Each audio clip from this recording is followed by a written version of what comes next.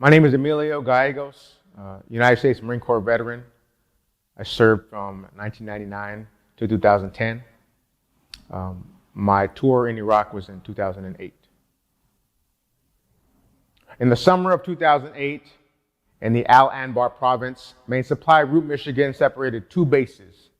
One up on a plateau, loaded with planes and jets and boots and brass and 4 meals a day and ice cream and haircuts. The other, a smaller base and rundown airfield, half of which was used for the Iraqi army to train future soldiers, had small groups of army personnel and Marines operating out of it. I wouldn't say one was heaven and one was hell, but one was definitely heaven and the other definitely was not. I'm going to begin this reflection with a story that leads into a very purposeful revelation. In the early morning hours of my son's 12th birthday, a few buddies from our Quick Reaction Force, QRF team, discovered a breach in a remote section of the fence line while out on a mounted patrol. When 3 of the 4 men exited the vehicle to examine the cut in the chain link fence, they would come to unknowingly stand right on top of a buried improvised explosive device. During that portion of our deployment, every 3 hours, mounted patrols were filled with the kind of who wants to go out, who hasn't been out on a wire run yet type of way. So if I would have been one of the Marines who went out on that last run of our shift that morning, I could have possibly lost my life on my son's birthday. None of the Marines who did go out on patrol that last patrol lost their lives. None of them were injured or suffered any physical damage from the discovered IED. But explosive ordnance disposal was able to come out and get a small explosion to detonate a few hours later, resulting in the destruction of the $60,000 remote control robot doing the prodding. Now that's not the story before the story. It's more like the quick story before the short story before the point of this entire story. After the IED discovery on June 30th, 2008, more towers along the fence line, especially in that section of the base, were manned 24 hours a day, which meant having to shuttle over Marines from a larger base across the main supply route, the MSR, to boost up the daily manpower. Marines that consistently showed they didn't always care about maintaining security in and around our area of operation. Marines that didn't eat, sleep, and breathe every day on the smaller base like we did. Fast forward a month and a half, and sporadic issues began to pop up with the personnel being shuttled over to help man towers. Mostly the Marines on the 10 p.m. to 6 a.m. shift. Towers would miss hourly radio check-ins with the guard shack or be unresponsive for long periods of time. One specific night, Marines in a front gate tower weren't responding to radio calls while a team and I were out. And I knew they were probably sleeping. So I pulled up next to their post and fast-stepped it up the metal steps to where the Marines manning the 240 Bravo machine guns were. As soon as I pushed open the door, I saw them, both asleep, one on the floor and one sitting on top of an ice chest leaning against the wall. Half of their gear thrown about, and no one manning the weapons. After almost a month of rising suspicion, that night we found out it was happening for sure. And after a few days of waiting to see what would happen to the sleeping Marines, which we figured would be some sort of non-judicial punishment, possibly a loss of rank, we found out the only punishment they would face would be to lose some unknown amount of money over a couple of pay periods.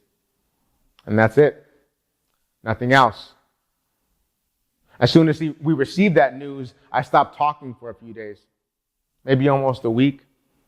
I didn't talk to anyone in our building. I didn't talk to any of the guys on my team for the entirety of our 12-hour shifts, not in our shared living space on the second floor of the guard shack, not while out on patrol. I knew something bad was going to happen on our base soon, and I didn't want anything to do with it. I had joined the QRF team halfway through our deployment to help train Marines during our off hours and for additional leadership skills. So, in a way, I volunteered to join them. At that time, I was close enough with more than a few people in the company office, the first sergeant, the company officer included, that I could have easily requested to be brought back to join the rest of the Marines from Charlie Battery. After a few days of not talking, the SOG of our shift asked me to join him and another Marine to head out to the zigzag HESCO barriers outside the front gate to hang some handmade signs communicating entrance protocol in Arabic.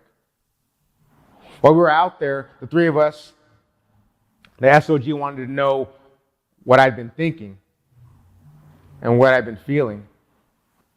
I vocalized my concerns about safety and security on our smaller base, expressing that I didn't like how it was being compromised by Marines shuttling over to help man towers. I told him I felt like something bad was going to happen soon, that I had children I needed to make it back home to, that I felt like I would be putting myself in more imminent danger daily than I needed to if I remained part of our QRF team. I told him I wanted to leave the smaller base we operated on for the much more secure base most of our company lived on and worked on, and that I could make that happen with or without his chain of command help. There was a short silence after I spoke. Then Sergeant Mack told me that he'd support any decision I had to make, that I was an integral part of our team, and my leadership would be missed if I decided to leave. I don't remember the exact line that ended our talk that night, but it was something like, "We'd love to have you stay here with us. You'd be missed if you were gone. Take a day or two and think about it, think it over, and let me know, and I'll support anything you decide." A day or two after that conversation at the front gate, I decided to stay. I began speaking normally with my team again, falling back into the everyday regularity of living and operating together out of the guard shack. About a week or so later, I drove over an IED that had been buried overnight because Marines in a nearby tower weren't properly carrying out their duties and shift responsibilities for weeks. Locals monitoring their continuous inefficiencies night after night knew planting the IED would be a very low-risk mission to carry out. Everything I said would happen, happened. 11 years later, to celebrate his 23rd birthday, my son and I took a trip from San Jose, California, up to the northwest corner of the state of Washington, near Olympic National Park, to visit Sergeant Mack, his wife, and his 3 young daughters. He is one of my only buddies I served with in Iraq that I still keep in touch with. He is someone who had listened to me struggle and grow through text and phone calls for years. It was a great visit. It was a great few days together. I remember Mac opening his front door the day we arrived, him meeting my son in the middle of the doorway with a hug, and I immediately jumped back to Iraq.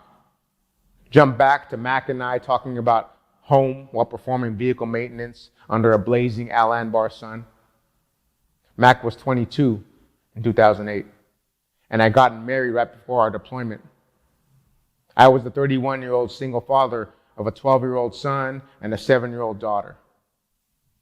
I remember our conversations about missing my kids, about feeling guilty for deploying right after getting married. I mention all of that because, as beautiful of a moment as it was for me seeing a good buddy of mine meeting my son, after only knowing him through stories about me missing out on his life when we were halfway around the world, and through texts and phone conversations over 11 years, I didn't know what that moment meant for Mac. A day after my son and I left the state of Washington, I received a text from Mac that read, "I'm in a weird place with you gone. It was good that you came. We got to share something new. Dad life. Seeing you and your kid in the flesh brought up a lot of heavy stuff for me. Didn't see that coming, but it kind of makes sense. He's a great kid. I fucked up. We fucked up. I almost told the guy at work to go fuck himself in front of everyone. It would have been so funny. A total whitewashed, sanitized work environment, and then me. I would have gotten fired. Sometimes I struggle with how none of my work life matters. A fucked up arrangement. You see, in the midst of my own excitement, I never considered the emotional weight Mac had carried for 11 years. The words he spoke back in Iraq, expressing his want for me to stay with our team, could have resulted in something far worse than a broken fibula and lacerations on my forearm for me. They could have led to my son, the 23-year-old young man walking through his front door, never seeing his father again. I also didn't understand the weight of knowing how much a direct impact words once spoken have had on the family structure of a close friend, which in turn had an effect on the lives of his children for over a decade.